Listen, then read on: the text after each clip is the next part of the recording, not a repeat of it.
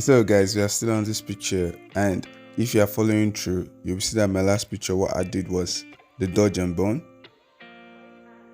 And if you have not seen it, I have a video for the dodge and burn, and I have a video for this frequency separation I did on this particular image. Now we are going to be doing some color correction and color grading, and I will start with my selective colors, and I'll just be using my red and my black majorly. Now what you need to know is the opposite of cyan here is red, the opposite of magenta here is green, and the opposite of yellow here is blue, and obviously the opposite of black is white. That's why we have the same YK and the RGB. So that's how you know what colors are coming in or what colors are removing when you are using your selective colors. So yeah, just follow through how I'm doing my own. I'll just add a little black to it. That's okay. Then I'll do a little bit of color balance.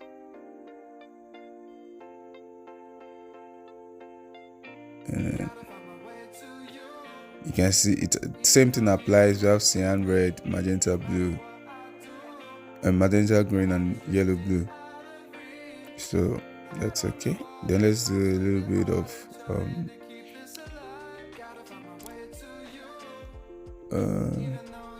let's do color lookup. Now there's this thing called the foggy night. So it's a default loot on Photoshop, and I'll change it to lightning.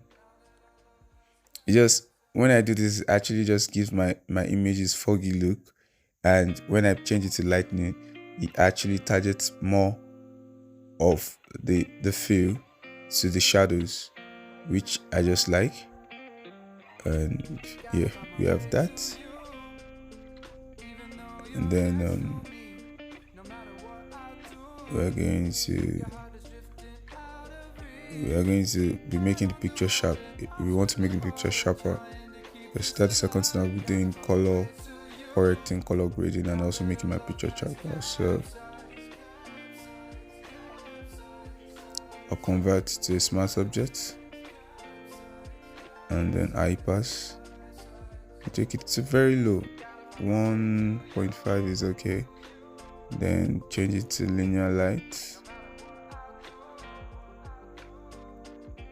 and then we have this. So now this is what I'm going to do, because for me, I don't want to have the sharpness all around all my images. So I'm going to create like a layer max, change it to black, then contrast, change it to black though, then just raise up my brush a little bit, then brush on where I want to make sharp. So I'm going to brush in around the face. I don't really want to brush around the hair and all that to make them sharp. All I need details on the face. So I'm doing all that.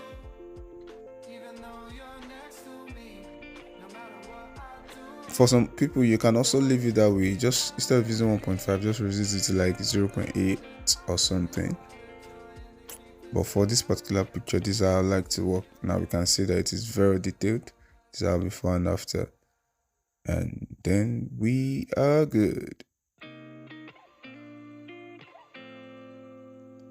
So let's crop it using our 4x5. As you all know, it's a perfect size for Instagram.